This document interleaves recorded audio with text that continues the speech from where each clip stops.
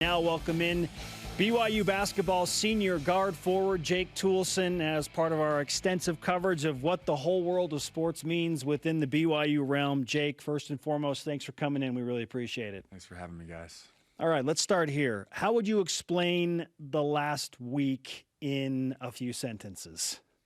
Oh, man, emotional. For sure, it's just been being in Vegas and losing the way we did, and then, kind of sitting around where we're excited, because we get to play more ball. We feel like we left some on the table, and so we're excited thinking about, where we're going to go and how we're going to do this thing, make a run and all that. And then, we get the news, and unfortunately, our season's cut short, and then boom, emotional, just yeah, it's a little overwhelming, but we made it through it. Let's talk about, and we heard from Mark Pope's side of kind of telling the team, right? You guys were in the film room, I guess. Yeah. What was that like when? Because you thought this might be a possibility, but when the finality of it kind of happened, he said it was the worst locker room maybe he's ever been in. For sure. I think we all kind of had maybe a little bit of an idea of what could potentially happen. But for me, at least, I was protecting myself and trying not to believe it. I was, denying. Yeah, exactly. I don't want to face the fact that my season's over and that the tournament's going to get canceled. So for me, I was just denying it in, deep down. And then when it actually came true, it was just some of us were talking, and this is how we put it. We fought all season long, and there was that light at the end of the tunnel. Even when things weren't going, how we expected them, or there was adversity, there was that light at the end of the tunnel because we were fighting to do things at the end of the season, playing the NCAA tournament. And then it turns out the light at the end of the tunnel was a train, and it ran us over. Like, that's how it felt.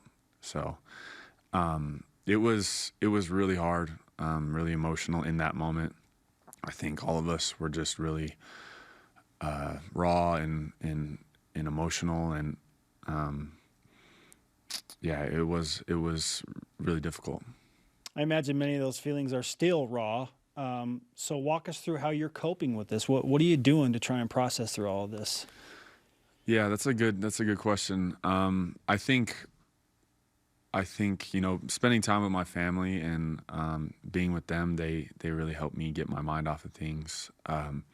But one thing that we can do is we can reflect on all the amazing things that we did this year. Like this has been one of the greatest years, of a team that I can even think of. And to be a part of it, like that's so amazing, so special. And so I think when I am feeling down and when I'm, sad and all that, I just try and think about all the things that we did, and they can't take that away.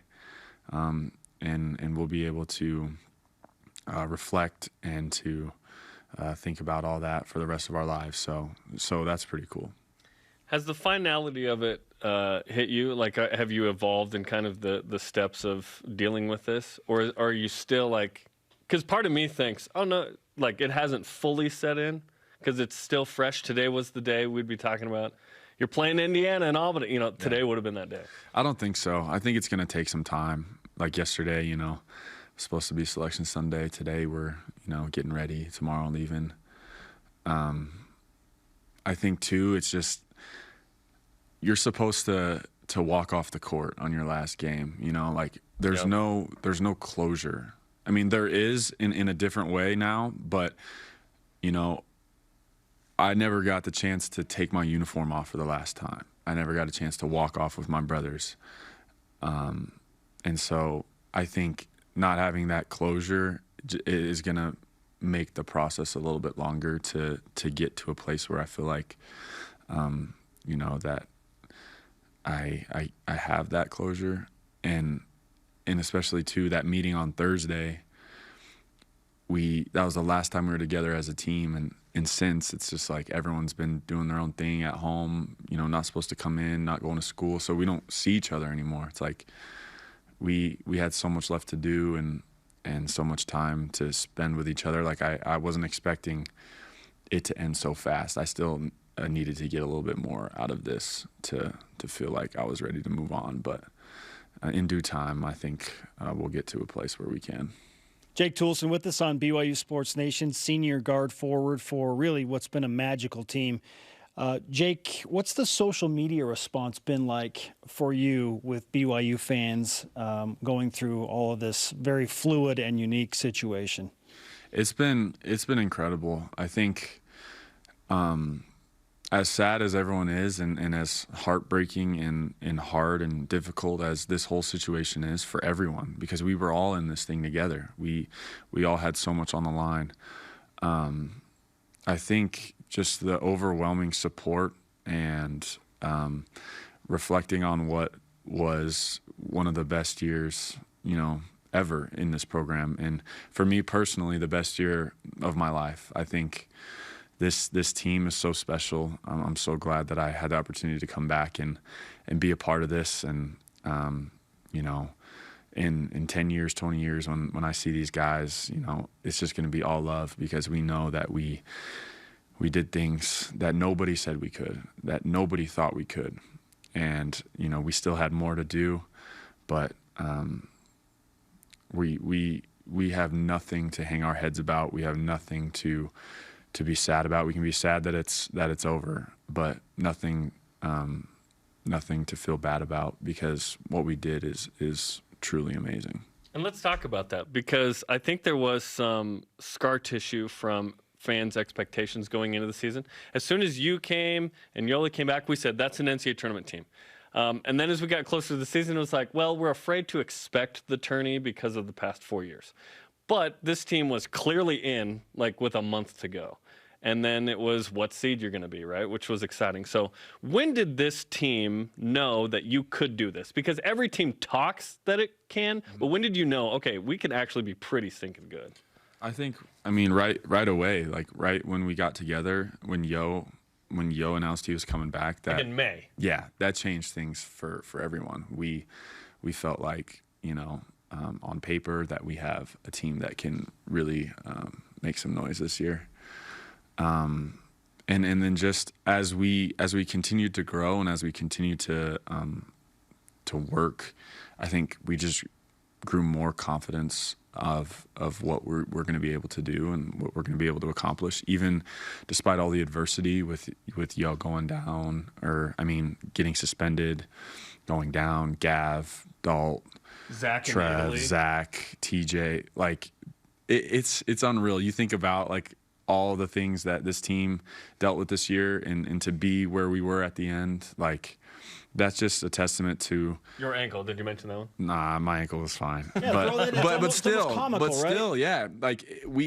It was almost like every time good things were happening, I just started to get anxious. I'm like, what's gonna happen next? Because I felt like whenever we, strung a few wins together, or we were playing well and things were feeling good, boom, adversity. And I think that's kind of what made this team into what we were, because we never gave into it. And we said, you know what, whatever comes our way, we're going to find a way. So I think we can take what we learned this season and just attack the rest of our lives the same way. And in a way, you leveraged the scar tissue, if you will, because going into the Gonzaga game, that wasn't 1 year's worth of excitement and anxiety and all that pent up. It was 4 years worth. Yeah. And that was an amazing night that I think we'll all remember for the rest of our lives, right? For sure. It's taken on added significance, that's for sure. Absolutely. And yeah, I think. And we did party that night, like you said. We sure did. Yeah. It's truly incredible what we were able to do, and there's no reason to be sad, and I think everyone has their right to kind of mourn and to grieve, and we've all done it, and it helps. But really, if you just think about all the things that we did this year, there's no way you can look back and say that this season wasn't everything we expected it to be, because it exceeded everyone's expectations, and we made some memories for sure. Jake Toolson on BYU Sports Nation. I love how your coach said the only thing that stopped us was a pandemic, as termed by the World Health Organization. And that's quite the bulldog mentality to take. You watched what your coach and Greg Gumbel and Seth Davis and Clark Kellogg put together. What were your emotions like when you saw that video and heard those guys from, their national standpoint, say BYU in a pretend tournament release? Yeah, that was awesome. I think at first I was like, dang, like I almost would prefer not to see this, just because it's like, oh man, like we should be doing this. Like this should be real. This shouldn't be pretend. But after I got over that, it's just so cool. Like I grew up listening to those guys. Those voices you hear, like so iconic, so legendary. And to be, for them to be talking about our team and, projecting us to win games and to make a run, it's super special. It's super cool. I think, the world was just starting. The national scale and media was just starting to kind of put on. We were just starting to get on their radar. A lot of people know, what we did, but I think, there's no doubt in my mind that we were gonna, go and win games, especially after, how we lost to St. Mary's and how heartbreaking that was. This team never lost 2 games in a row the whole season. That's wild. We responded every single time. So there was no doubt in my mind that we were going to make a run for sure. And we will carry the Sweet 16 probability in our hearts forever, right, on this one. Well, let's finish with this. What's next for you? What's the next step? Yeah, that's a great question. I mean, it seems like there's so much uncertainty. Change a diaper is the next Yeah, step. that's what's next for me, be a dad. But no, obviously going to spend some time with my family and just enjoy, kind of having some more time on my hands. But for me, we'll see. Seems like there's so much uncertainty right now with, it's hard to even plan for anything. But I want to keep playing, and so we'll start slowly getting back into things this week, ramping things up, training and all that. And then just hopefully there's some good opportunities for me out there to keep playing. And we'll see kind of where that takes me. Jake, it's great to talk to you, man. It's been so fun to watch you play this year and coming back to BYU. And like you said, so much uncertainty. Who knows what the NCAA is going to factor into all this as well with eligibility coming back, and perhaps some of your teammates decide they want to give it a go another year. But when and if that comes, I'm sure we'll be talking to you. For sure. Thank you, guys. Okay. Thanks, Jake.